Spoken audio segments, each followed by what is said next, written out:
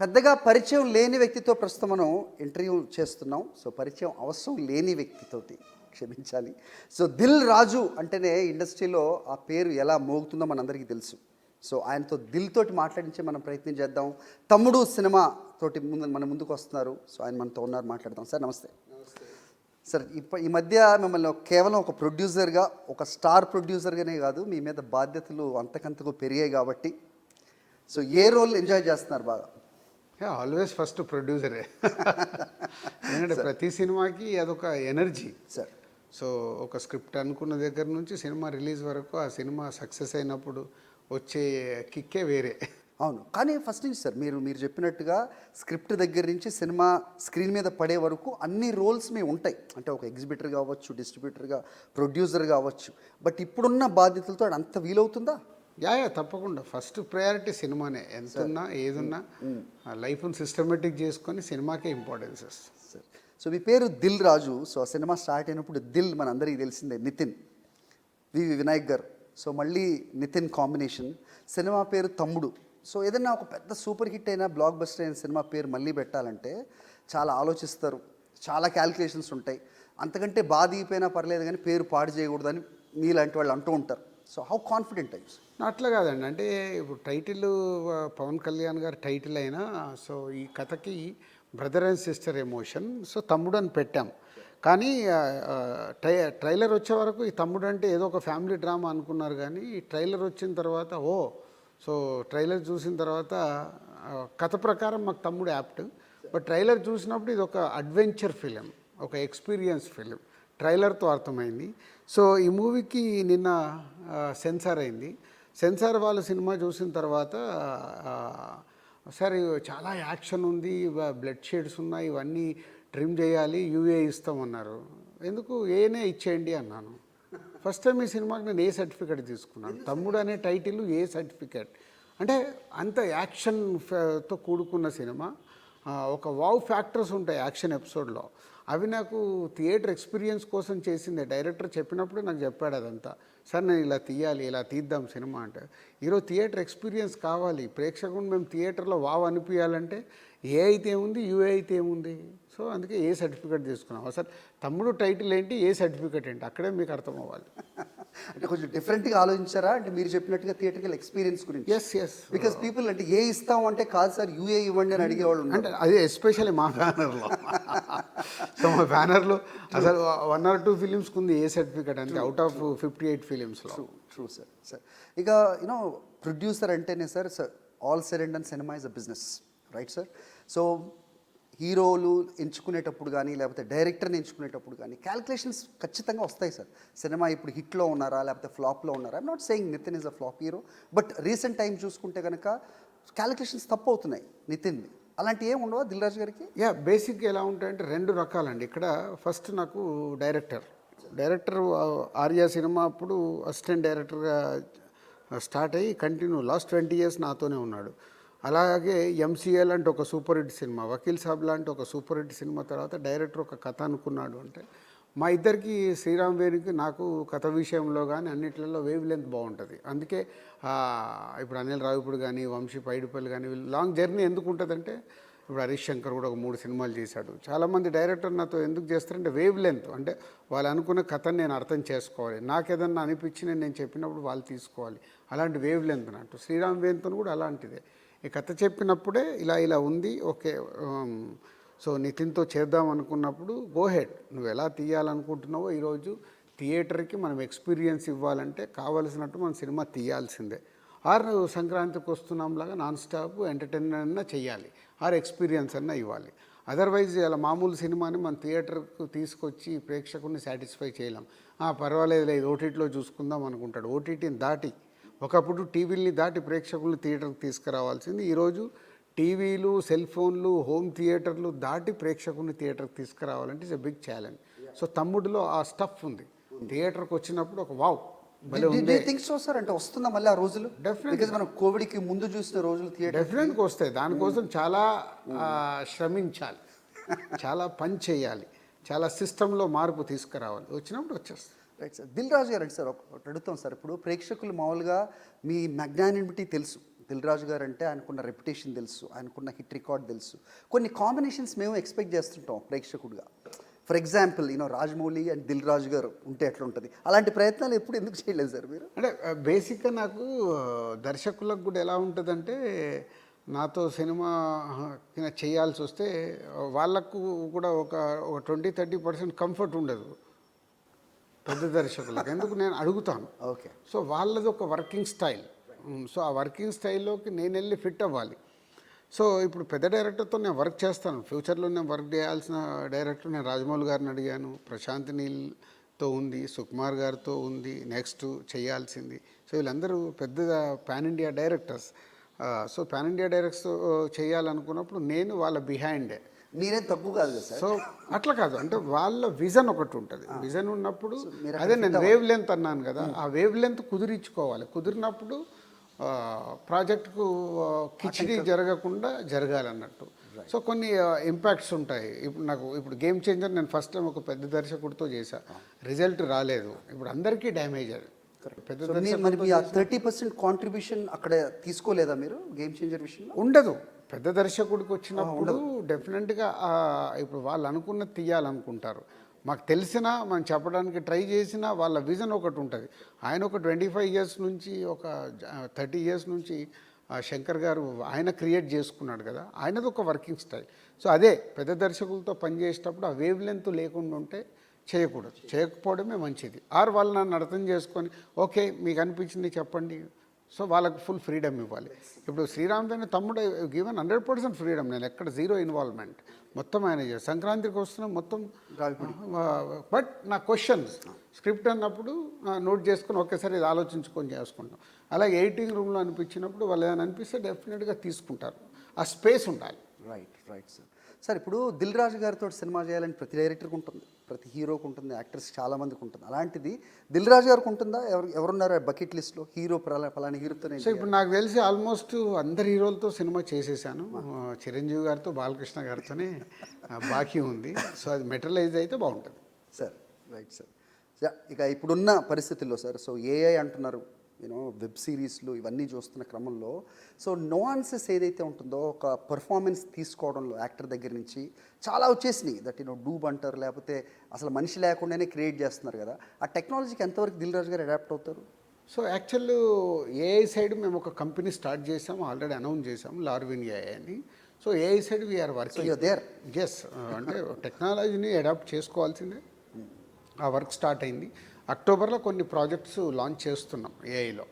అంటే ముందు script stage, దాని తర్వాత ప్రీ ప్రొడక్షన్ వస్తుంది, దాని తర్వాత ప్రీ విజువల్ వస్తుంది, తర్వాత పోస్ట్ ప్రొడక్షన్, ఇట్లా. సో ఒక్కొక్క ప్రాజెక్టుని మీ సినిమాలో ఒకసారి వెనక్కి చూసుకుంటే రాజు గారు, సో ఒక హ్యూమన్ ఎమోషన్స్ అస్సలు తప్పేవి కాదు, రైట్ సార్. సో బొమ్మరిల్లు లాంటి సినిమా దగ్గర నుంచి అసలు మొత్తం ఫ్యామిలీ అంతా వెళ్ళి చూడదగ్గ మన సీతమ్మ వాకిట్లో వరకు ఏదైనా ఉందంటే కనుక మీ సినిమా కళ్ళు మూసుకొని వెళ్ళిపోయేవాళ్ళు, రైట్ సార్. అయితే ఒకసారి సక్సెస్ రేట్ చూసుకున్నా, మీ సినిమాలో చూసుకున్నా 75% చిన్న యాక్టర్లతోటో సార్ స్టోరీ మీద బేస్ అయ్యో, కంటెంట్ మీద బేస్ అయ్యో వచ్చిన సినిమాలు. పెద్ద పెద్ద స్టార్స్తో తీసినవి రిజల్ట్ నిజంగా అంత వచ్చినాయి అని నేను అనుకోవట్లేదు. లేదు, వచ్చాయి. మేము స్టార్స్తో తీసిన 10 సినిమాలే సార్, కానీ 2 ఫ్లాప్లు ఉన్నాయి ఆ 10 సినిమాల్లో. రామయ్య వస్తావా, మొన్న గేమ్ చేంజర్. అవుట్ ఆఫ్ 10 ఫిలిమ్స్లో 8 super hits, 8 sir super hits. Okay. So calculations అలాంటివి ఇది రాజు గారి దగ్గర పనికిరావు. Right sir. తమ్ముడు ఎలా వచ్చింది sir? So what is Thammudu is I'm very exciting. So Sriram మీద ఏంటి అంత గురి మీకు?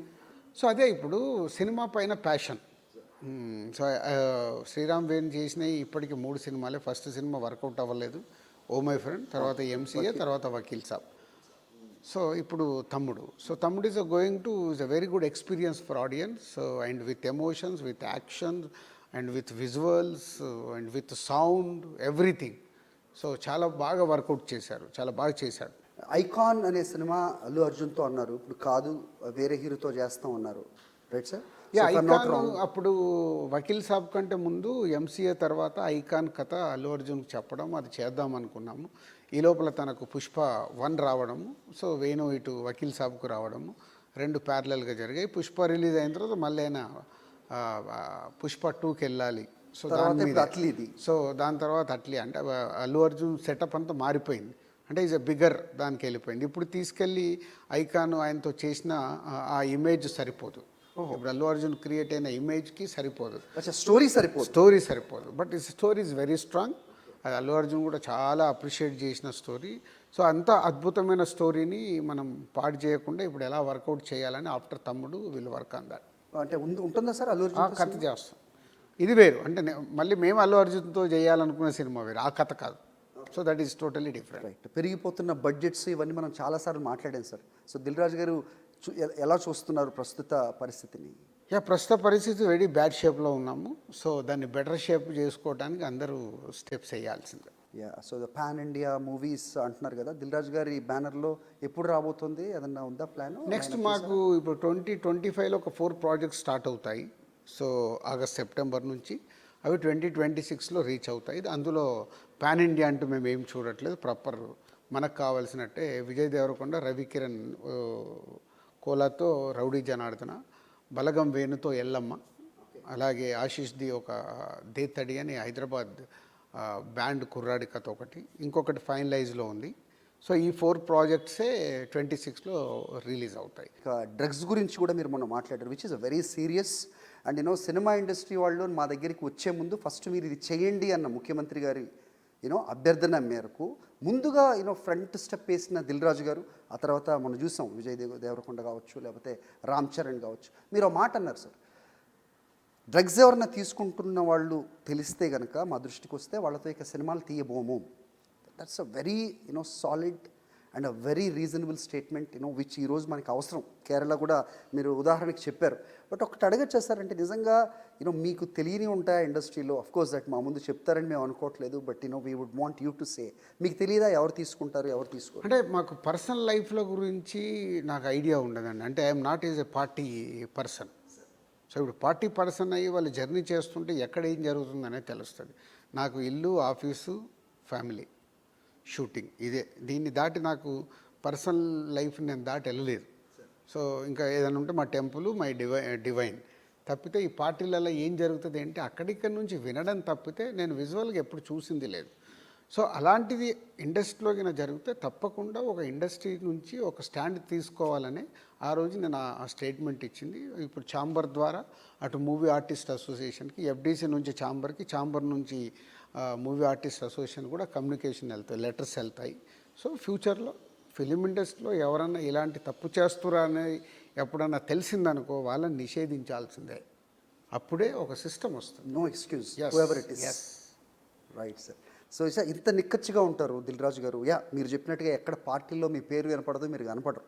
Right sir. సో డ్రగ్స్ విషయం పక్కన పెడితే, సో ఎగ్జిబిటర్ విషయంలో కానీ లేకపోతే డిస్ట్రిబ్యూషన్ విషయంలో ఆ నలుగురు ఎప్పటి నుంచో వినబడుతూ ఉంటుంది. దాంట్లో నేను లేను బాబు ఇప్పుడని మీరు చెప్పుకునే స్టేజ్ ఎందుకు వచ్చింది సార్? అంటే ఇప్పుడు ఎప్పుడు ఒక డిస్కషన్ జరుగుతూ ఉన్నప్పుడు ఎవరైతే లైమ్ లైట్లో ఉంటారో వాళ్ళ చుట్టే ఎప్పుడు అన్నీ జరుగుతూ ఉంటాయి. సో అది దాదాపు ఒక 10 years 12 years నుంచి అది ఆ టాపిక్ జరుగుతూనే ఉంది. పోతే ఈరోజు సినిమానే మారిపోయింది.